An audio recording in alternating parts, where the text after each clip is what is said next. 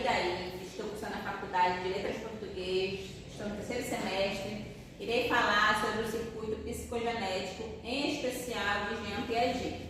O grupo em qual eu faço parte é composto por 4 pessoas.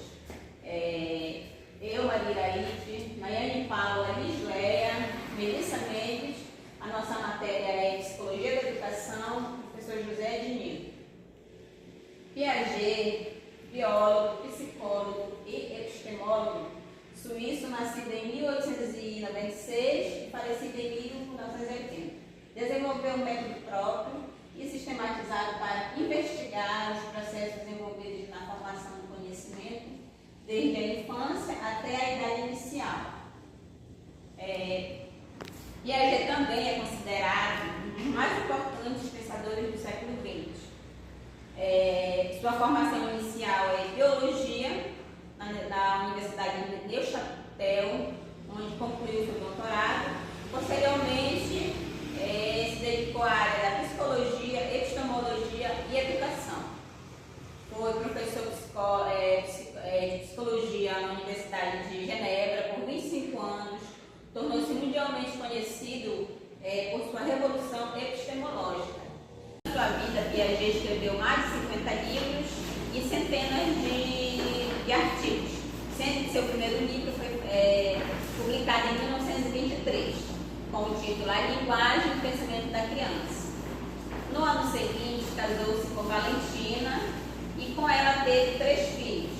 Foi a partir da observação do desenvolvimento de seus filhos que criou grande parte de sua teoria. Piaget começou a estudar filosofia e psicologia e chegou a viajar para Zurique e Paris. Além de toda essa contribuição, Piaget também foi importante, teve um impacto importante na ciência da computação, onde os principais desenvolvedores usaram seus trabalhos como fundamentação ao desenvolvimento da linguagem de programação, resultando na criação de interfaces de usuário a partir dos anos de 1980. Eu me chamo Lisleia e agora vamos estar falando dos estágios de desenvolvimento. Nós temos, segundo Piaget, ele afirma que todos nós passamos por 4 estágios. E esses estágios são o estágio sensório-motor, o estágio pré-operacional, o estágio operatório concreto e o estágio lógico-formal. O primeiro estágio ocorre do nascimento até os 2 anos. E o segundo estágio dos 2 anos até os 6 ou 7 anos. E temos o estágio operatório concreto, que ele ocorre dos 7 aos 12 anos. E por último, o estágio lógico-formal, que ocorre dos 11 anos em diante. Agora a gente vai ter uma base para conhecer um pouquinho de cada estágio. A gente tem o estágio sensório-motor, que é o primeiro estágio. E nesse estágio é aquele estágio no qual se conhece o mundo através de seus movimentos e sensações. Aquela fase que a criança começa a andar, começa a sentir, sabe o que é medo, sabe o que é prazeroso e o que não é. E temos o segundo estágio, que é o estágio operacional, que é a continuação do primeiro estágio. E em terceiro nós temos o operatório concreto, sendo um dos estágios mais importantes, que é o período em que o indivíduo consolida as conservações de número, peso, volume e substância. E por último temos o estágio lógico-formal. Aqui a gente tem a fase no qual se desenvolve, e é a fase em que se permite fazer deduções, trabalhar hipóteses mais elaboradas, a partir de conhecimentos lógicos e também de sentimentos concretos e abstratos. Agora, eu vou estar falando do estágio sensório-motor. Aqui a gente tem uma imagem representativa da criança nascida, da fase que ela começa a gatinhar, sentar, brincar, e essa fase aqui. Isso aqui é uma fase muito importante. Nessa fase a gente tem reflexo, respostas biológicas, automáticas, a garantia de sobrevivência. Que é quando a criança começa a fazer os primeiros movimentos mais elaborados, respostas biológicas como medo, prazer, que é normal do ser humano. E tem as reações automáticas, né? Quando a criança já fica automática, a criança já sabe que em determinado lugar acontecem algumas coisas, sabe quando está com fome, sabe o que fazer quando está com fome, por exemplo, ela chora.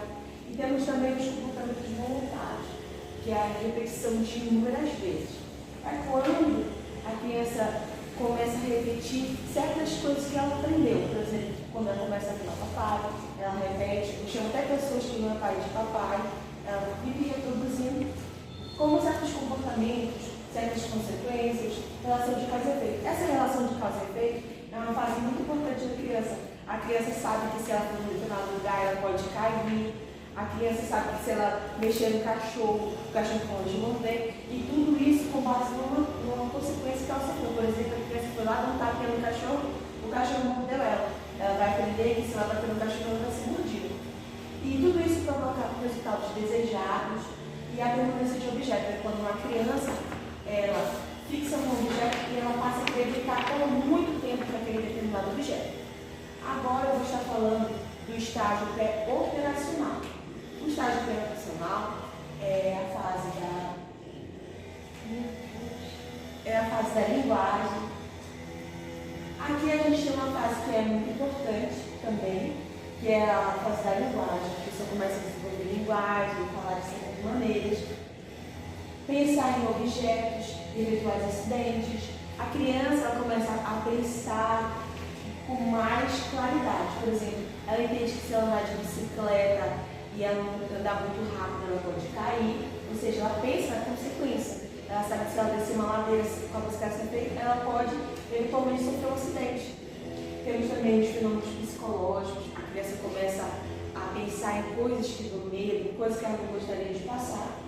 E tem também o egocentrismo, algo muito importante na fase de qualquer pessoa. A pessoa começa a ter um certo de orgulho, um certo egoísmo, que é quando a criança ela escolhe os seus amigos, faz separação, quem vai ser amigo, quem não vai ser, também sobre a questão de dividir seus brinquedos. Então também é uma fase desagradável. E contar uma história de forma fragmentada. A criança conta a história pela metade, ela conta um pouquinho, para, lembrou de outra parte, sempre deixando umas pontas soltas. A interação, segundo o Piaget, é muito importante nesse estágio. É a fase que a criança começa a fazer amigos, ela começa até mesmo com o adulto, fazer a criança perceber o seu ponto de vista, ou seja, ela percebe que o seu ponto de vista é importante, porém não é único, a ponto de que ela passa a ouvir a opinião de outras pessoas. E é isso.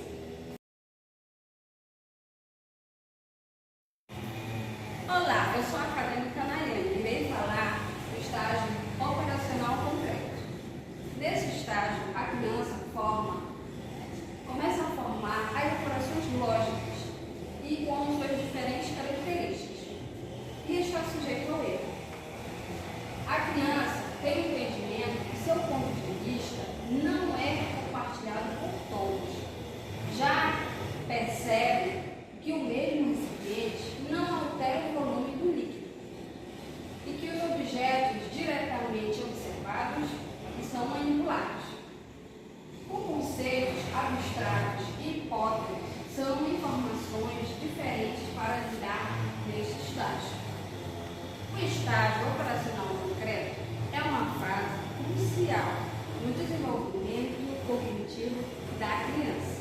A criança começa a pensar em operações lógicas, percebe que seu ponto de vista não é compartilhado por outras pessoas e que está sujeito a críticas. Nesse estágio, a criança começa a procurar avaliação externa. Por exemplo, saber o que os outros pensam sobre suas ideias, sobre a sua aparência, e isso lhes permite compreender melhor o mundo ao seu redor. Percebe que duas bolas que têm a mesma massa, mesmo que uma delas tenha um formato diferente, pensam do mesmo jeito. A criança também tem conceitos abstratos e hipóteses difíceis de lidar, principalmente se é contrariado ao seu pensamento.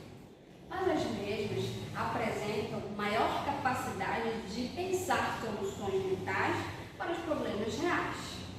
Falarei agora do estágio lógico-formal. Esse estágio inicia dos 12 anos em diante. A criança começa hipótese, afirmações contrárias aos fatos, linguagem figurada. A criança começa a conhecer os números negativos, infinito, república, direitos humanos, separar e controlar eventos variáveis, oferecer muitas soluções lógicas. A criança começa a examinar os próprios pensamentos, buscando falhas e contradições, ideias que contrariam a realidade. São idealistas sociais, éticas e políticas. No estágio lógico-formal, dos 12 anos em diante, a criança torna-se capaz de pensar e raciocinar sobre coisas que têm pouca ou nenhuma base na realidade. Conceitos abstratos, hipóteses e afirmações contrárias aos fatos começam a ser compreendidos. A criança começa a entender a linguagem figurada. Por exemplo, ao ouvir "esta noite cairei como uma pedra", a criança já entende o significado, que é vai dormir um sono profundo ou está muito cansado. Começa a aprender conceitos científicos e filosóficos, como números negativos e direitos humanos. Consegue separar e controlar variáveis e examinar seus próprios pensamentos, buscando falhas e contradições e avaliando a qualidade de suas próprias conclusões. Nesse estágio, a criança é bastante idealista e oferece muitas soluções lógicas. E nesse estágio lógico formal, é o mais próximo do nosso pensamento adulto. Olá, eu sou a acadêmica Melissa e vou falar sobre como a pessoa passa de um estágio para outro. Desenvolvimento neurológico significa o amadurecimento do sistema nervoso, particularmente o cérebro. Quando o cérebro amadurece suficientemente para suportar novas formas de raciocínio, o indivíduo passa de um estágio para o seguinte. Dessa forma, Piaget exemplifica processos de aprendizagem como assimilação, acomodação, que são dois subprocessos que formam um processo maior que se chama equilibração.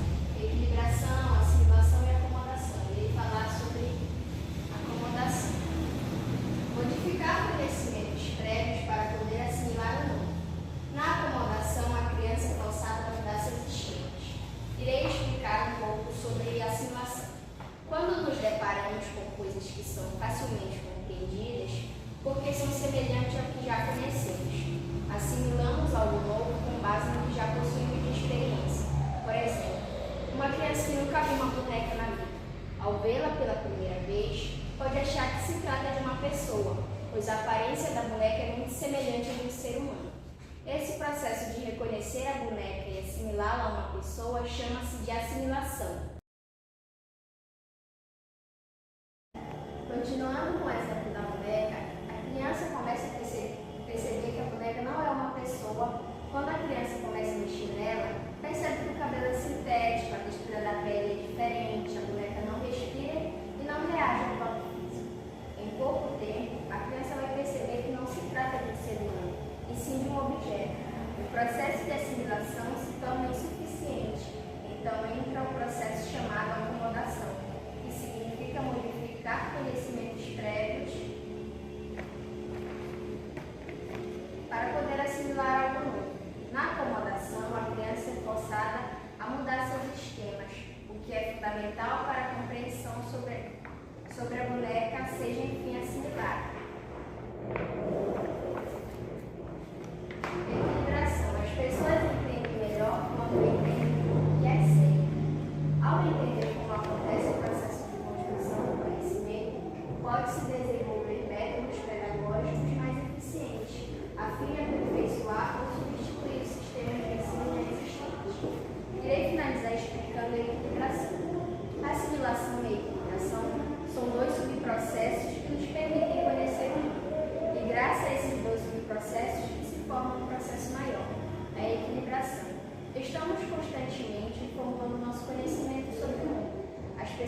perceber melhor quando entendem esse mundo que é certo. Por isso existe a equilibração. Por fim, o principal objetivo da educação é criar pessoas capazes de fazer coisas novas e não simplesmente repetir o que outras gerações fizeram. Obrigada, e esse foi o nosso trabalho referente ao psicólogo Jean Piaget.